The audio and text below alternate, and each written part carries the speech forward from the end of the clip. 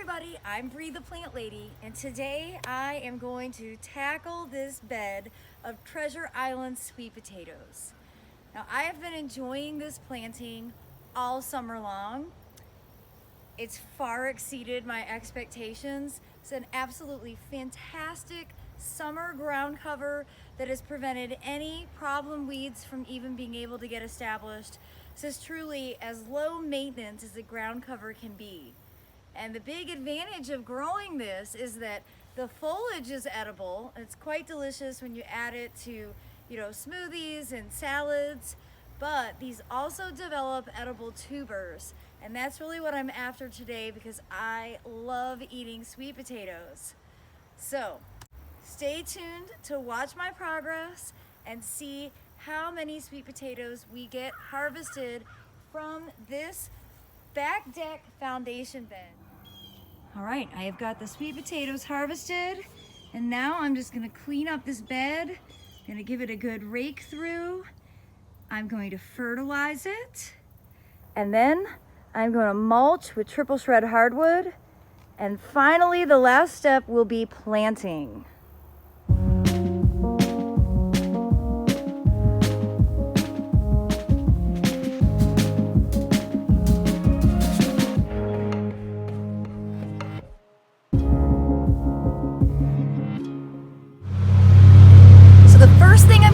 Before I start fertilizing and mulching the bed is I'm going to add this kind of underperforming blueberry to this galvanized feed tank.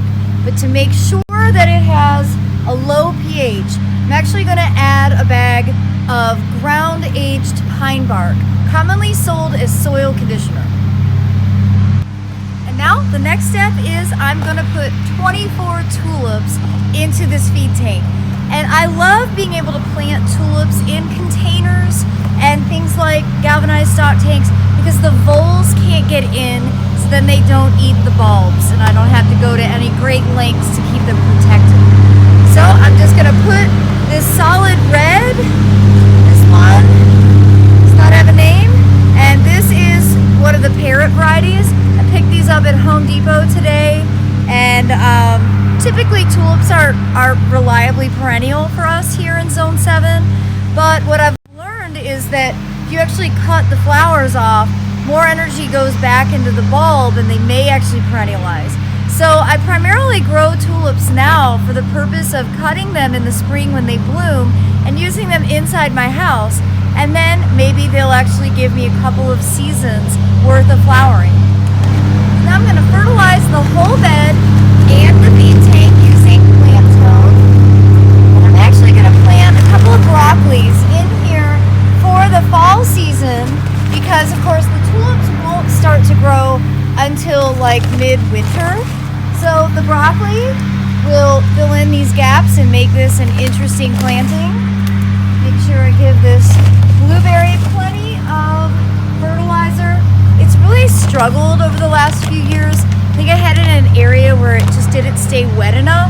So I'm hoping by having it here and having planted it with a generous amount of ground-aged pine bark, I'll be able to keep the acidity low enough for it to really take off. Now the reason that I like to just top dress with fertilizer is so that I know that everything in the bed is getting a little bit of food. And I generally say March and October are the 2 months that I really like to go around and just kind of fertilize all of my permanent plantings, especially trees and shrubs. So you see I'm giving like extra handfuls to the crepe myrtles, to this native deciduous azalea. And otherwise I'm just, tossing out handfuls, kind of coating the ground with the fertilizer. That way, no matter where I plant, I know that the plants will have the fertilizer they need.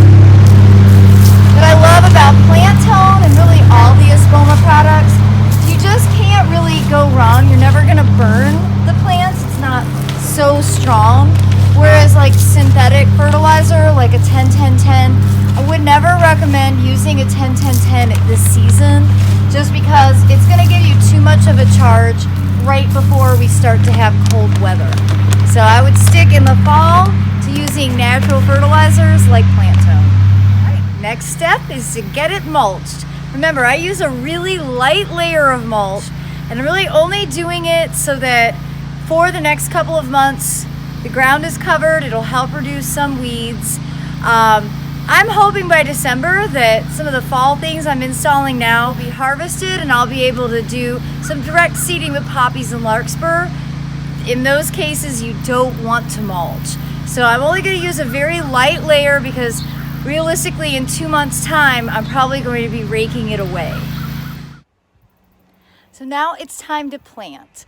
And I have a bunch of stuff over on the stairs, but I've decided I have to go back to Campbell Road because I want to add the Ms. America that is planted around the feed tank and is also along the edge of this corresponding bed.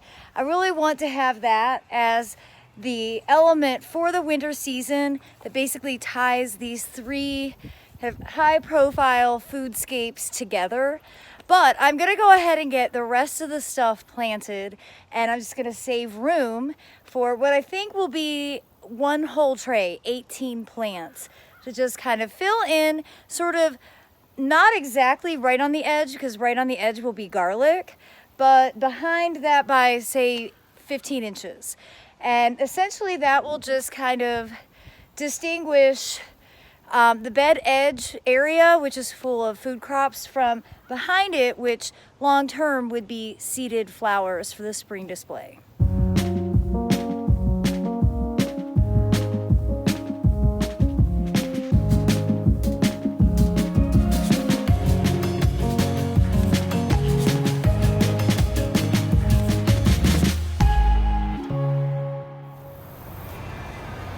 All right, this planting is really simple, and you can see where I've left a line, and that is in place for the Ms. America hybrid mustard.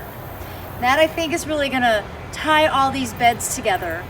I've done an edge of violas, and then in the center I have cabbage planted, and behind that I have rows of broccoli. Now the final step to get this totally finished is to plant the edge of garlic, and of course tomorrow when I get to go plant shopping, I will get the Ms. America in, and then this bed will be finished at least for the next couple of months. My goal is that the whole front half from the Ms. America forward will stay, but then the cabbage and broccoli will get harvested, and I'll be able to direct seed poppies in the back half of this bed closer to like mid-December. At least that's in theory how long it'll take for these cabbages and broccolis to become mature and ready to be harvested. So this is all garlic that I forgot to harvest, or I missed harvesting last spring, and it had all started growing random parts along the edge. And it's really funny because I can see each season how my beds get bigger because the garlic was planted way back here, which means the edge has grown about a foot. And that's in part because of how vigorous those Treasure Island sweet potatoes were. I still think this is a great spot for the edge to be. It's wide enough for the lawnmower to get through. That's the main concern, is the edges start to creep out into the lawn, making sure there's enough space for utility. But now I'm just going to take all of these garlic cloves, and any of them that are still kind of attached to one another, like you can see this totally looks like a garlic bulb. I'm just gonna separate those from one another, and now I can plant each one individually, and next spring they will be an entire bulb. Remember, from every clove an entire bulb will form. Now the process for doing this when they're already growing is really simple. The main thing is you want to just kind of make an opening, and I to do this with my tool, and then I'm basically going to just set them into this groove. I'm planting them really close to each other, usually like a half an inch apart, maybe an inch apart, so I'm looking at this. And then I'm just going to kind of come through and cover them up and mulch over them, and I'll get everything watered in, and then they'll grow for the rest of the season. Walked into Campbell Road and first thing I saw was a monarch.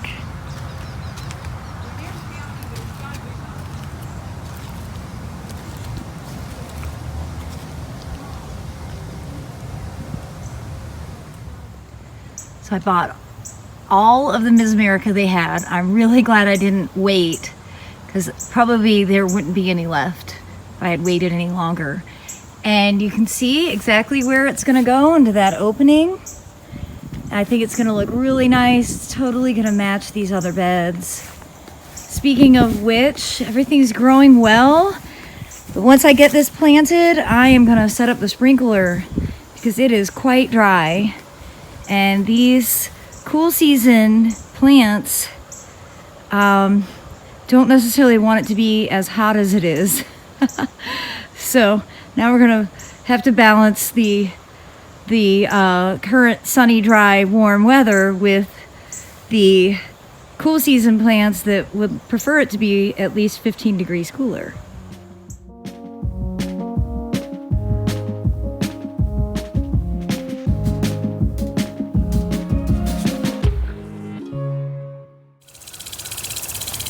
Well, as you can see, I have got the sprinkler running. That is going to water in all 3 of the beds that I have done for the first fall installations. It's a little early for fall here in Central North Carolina, Zone 7. You know, here we are on the 21st of October.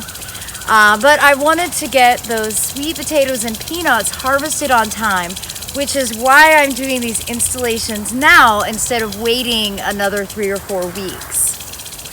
I hope you'll be inspired to grow some beautiful fall flowers and vegetables for yourself this season. If you found this video to be helpful, please give me a thumbs up.